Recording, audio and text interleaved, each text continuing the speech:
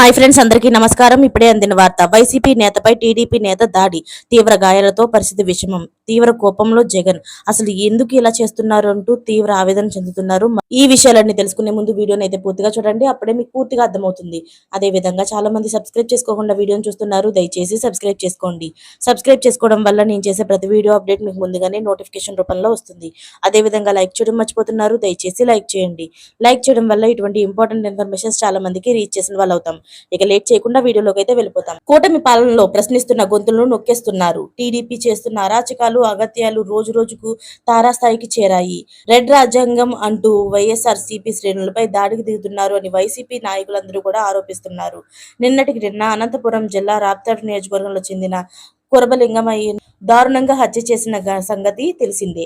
అధికారిక పార్టీ అన్యాయాలను ప్రశ్నించినందుకు, వారికి దాడులను వ్యతిరేకించినందుకు వైఎస్ఆర్సీపీకి చెందిన కార్యకర్తపై టీడీపీ దాడులు జరుగుతున్నాయి.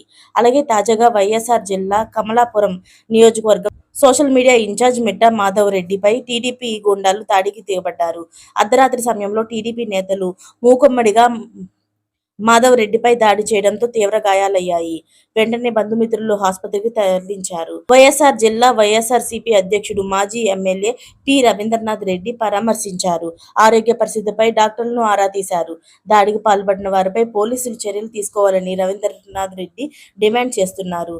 ఈ విషయంపై జగన్ కూడా తీవ్ర కోపంలో ఉన్నట్లు తెలుస్తుంది. మరిన్ని లేటెస్ట్ అప్డేట్స్ కోసం ఛానల్ ని సబ్స్క్రైబ్ చేసుకోండి. Thanks for watching friends.